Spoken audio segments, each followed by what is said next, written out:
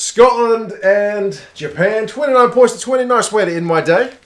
End my day on a bit of an upper rather than a downer, because I know it was the first game on, but it was on at 2 in the morning here in NZ.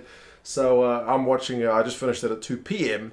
So much after the fact, probably like more than 12 hours after the game was played. But there you go, time differences are a funny thing. But yeah, fun game to watch. I'll go through some of the key events, stats, and you guys can let me know your thoughts on how the game went. I really did think it was a fun game to watch. It wasn't like the most entertaining game you will ever see, but it certainly wasn't a boring one. It was kind of within touching distance towards the end.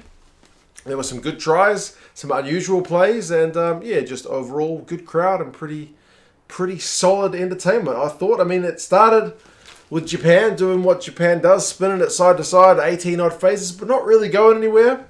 I think Scotland had done their homework and they weren't, I don't know, they weren't giving up a lot of territory for the early Japanese attacking plays. Eventually Japan just had to kick it because they weren't going anywhere, and they immediately conceded a penalty for being offside in front of the kicker. So Scotland go right down Japan's end, and Scotland were in the mood for tries in this game, especially early on. They did not want penalties, and yeah, they did go for touch. And the Maul didn't get the try, but eventually Duan van der Merwe, who may have a post-wing career as a loose forward, gets his first kind of loose forwards try. Maybe he scored others, but it was just a pick and go, wasn't it? He's a big guy, so if there's a guy who's going to do a pick and go, it was him. We didn't really see him in kind of full flight down the wing at any point in this game. But you did see him score kind of a loose forwards try. You did see him at halfback chucking the ball out from the base of the ruck at least once or twice. So, yeah, a bit of a weird game for him just in that regard. So, yeah, they hit the post with the conversion, but it's 5 points to 0 early. A good way to kind of answer back to those phases that Japan threw at them to start the game. That being said, when Japan got down Scotland's end on about 10 or 11 minutes, they kicked their first points of the game. It had come from a bit of pressure, Scotland conceding a few penalties, and I felt like the penalty count was higher. It is not that high in the end, but maybe it was just there was quite a few in that first half. They kind of piggybacked Japan up the field, so 5 points to 3, and then they opt for another one a bit later, but they missed the penalty, which was on a pretty kind of tough angle. So it's still 5-3 with Japan at least having put a fair bit of pressure on. That being said, pressure came on the Japanese scrum kind of early on in the game, and the Scottish scrum did win a scrum penalty, which is similar to what they did to Australia, but I don't feel like there were a lot of scrums in this game. Again, I'll have to go back and check the stats, but it didn't seem to be a scrum-dominated game. And when it was just kind of stable. The Japanese scrum was able to kind of hold on to that second shove, and then the ref would tell the Scottish guys to use it. So, yeah, not an area they were absolutely able to dominate, but they did win that early penalty. They mauled at Scotland, and Japan were able to hold. Fifita, the winger for Japan, did his own little thing. I've seen the other games later on the day, so I won't try to spoil anything, but like Intermac ran the ball out of his own goal area against the All Blacks. Fifita ran the ball out of his own goal area for Japan.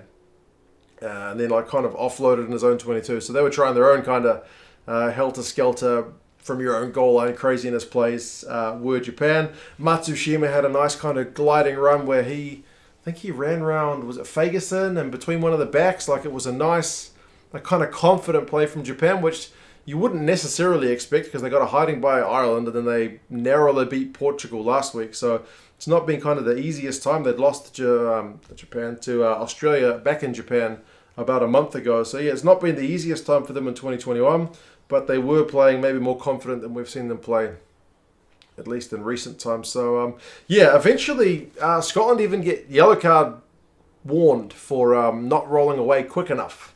And those ones can be a bit of a bugbear because sometimes the guys legit can't roll away. Sometimes they get held in, but they got the warning from Brendan Pickerel, and Japan opted for 3. So it was 6 points to 5. Japan are actually in front, but it didn't last long because that seemed to wake Scotland up. 27 minutes, Hogg gets his try, and I think they mentioned at the end of the game that he's now Scotland's top try scorer as ever. That's a hell of an achievement if that's true, because he's still got a bit of gas left in the tank. So, yeah, and that was a bit from an aimless kick. Like, there were a few kicks in this game where it was like either too deep to be kind of contested and not really like going for touch, you're just kicking it down the throat of Stuart Hogg is not a good idea in anybody's book. So, yeah, Hogg on a kick return has a good run. Harris has a good run. He loses his pants. That fortunately not everything, but he lost his white shorts anyway. He promptly pulled them back up. And, yeah, it was a couple of phases later. Hogg was over. 12 points to 6, so immediately back in front. Russell kicks the conversion, so yeah, looking a wee bit better for Scotland. I noticed Scotland were quite ready, as I mentioned at the start when they went through the phases, but the wide game that Japan was doing. Like you saw Harris just shoot out of the line to nail, not necessarily the widest player for Japan, but the second guy. Before he could kind of comfortably release the pass to the final man out wide, would get nailed and the final pass would be rubbish because they were under so much pressure. You saw Hogg do it, you saw Harris do it, I think, twice. So, yeah, they were certainly coming prepared for when Japan were running at them. And it's actually Scotland who get the last chance of the first half. And it kind of comes from an almost Scotland era, but it's a Japan era because Russell bobbles the ball, but he still manages to get a little kick away. Bobbles it, regathers it, and then puts a kick through. And Tatafu, not Tatafu, he's the number 8, the replacement. Fafita, the winger, he ends up knocking it on cold. So, yeah, Scotland scrum it. And like as I mentioned, the Japan scrum holds, but it's still a good platform for Scotland to kind of spin it wide. Russell's wide pass to Darcy Graham finds the money. And Graham's got 3 guys barreling down on him. Does well to put on the brakes, wait for them to shoot past and then kind of duck over. That's kind of what I like about the big man, little man thing sometimes. Like, it's not always about having a huge winger. Sometimes guys who are a bit more fleet of foot can do that kind of thing. So, yeah, really, really well worked try from a scrum. That'll please them because they would have run that move in training. So 19 points to 6 at halftime. Looking pretty comfortable, but Batty gets yellow carded in the second half because that yellow card warning for not rolling away apparently still applies. So they say he's too slow. It's always the props to cop those ones, eh? So, yeah, Japan opt for the 3. They start the yellow card with that 3 points, so it's 19-9. Nice 10-point gap. And then another one pretty much in quick succession for Japan. So really good attacking, flowing play. 19-12. 6 points in the yellow card, but that's kind of the end of the point score in the yellow card. They started the yellow card with kind of a hiss and a roar, those 2 penalties, and then it just kind of peters out. So, yeah, Scotland did well to kind of up it. And when Scotland got a chance right at the end of the yellow card, they were going for the jugular. Like, they weren't opting for 3 still, even though the pressure was kind of on. They go for touch, they maul it, and McAnally just powers over. So, yeah, 26-12 at that point. Scotland hadn't had that much going on in the second half. So, yeah, there were some weird moments as well. I think both sides' decision-making let them down a bit. Like, 59, Japan have got, I think it was a full-on, but it might have been a free kick. I need to go back and rewatch it. But they tapped it, seemingly just trying to catch the Scottish guys unawares to change the point of attack. They tapped it and spun it wide, and Scotland were aware of it and immediately won a turnover. They got a penalty, so it was like absolutely chance wasted. But then about a minute later, Scotland also tapped it in Japan's 22, which was bizarre because that was a penalty, I'm sure. And they had just got a pretty nice maul try, so why not try and set the maul again? It worked so well just a few minutes ago. Why tap it? But anyway, they tapped it, and also they got turned over. So, yeah, just kind of bizarre decision-making on both teams, but I guess you got to try something sometimes. So, it doesn't look good if it doesn't pay off. It looks great if it does pay off. 63 minutes, though, it's game on, man. As Japan get a 50-22. It's a really well-worked kick, goes pretty much 5 meters out, and that one leads to Tatafu's try, the only try of the game for Japan. Interestingly, Scotland set up 2 jumpers. Like, they were not afraid of Japan's maul, right? Like, if you're up against a big mauling team, you probably don't even contest in the air. You either contest in the air in the hope that you'll win it because you know you can't stop the maul, or you don't contest in the air because you just want to sit on the ground and just get your defence in as much line as possible. Scotland sent up 2 jumpers, so they're not afraid of the Japanese maul. The Japanese don't maul a lot.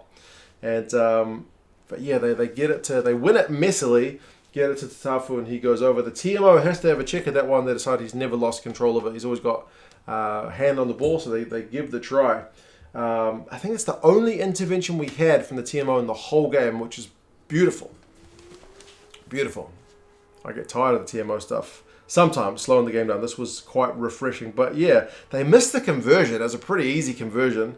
An international goal kicker should be getting that. So, yeah, it's 26-17.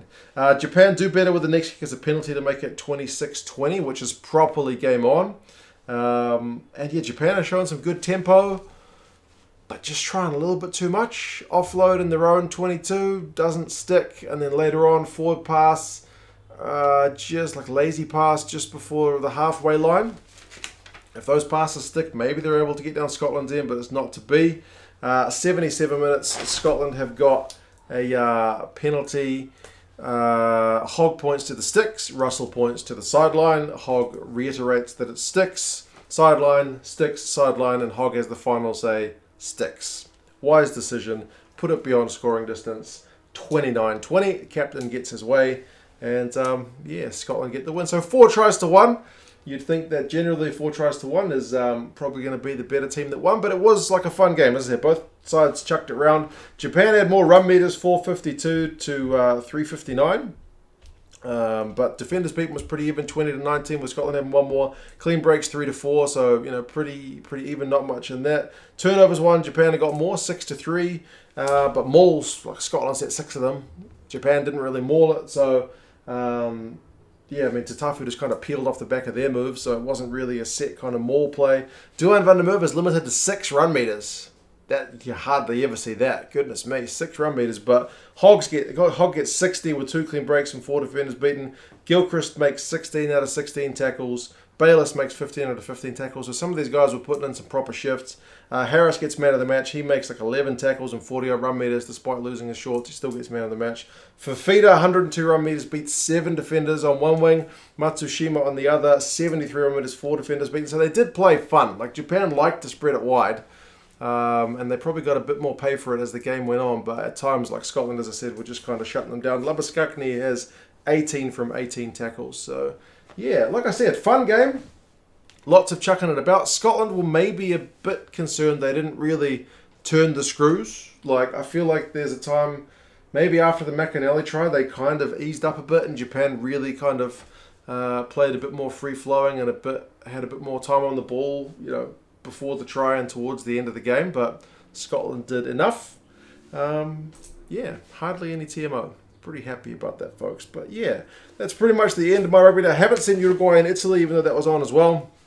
I haven't seen any of the women's games, but I'm going to go play with the children because it's now like 2:30 in the afternoon, and I've been watching rugby since 4 o'clock in the morning. If you want British and Irish Lions gear, they are always having a sale. It was 60% off last time I checked, so I will chuck a link for that store in the description. Otherwise, you guys all enjoy the rest of your weekend. We've got Ireland and Argentina tomorrow. Hopefully that should be a nice way to round off the week. And yeah, I'll talk to you guys again soon. See you later.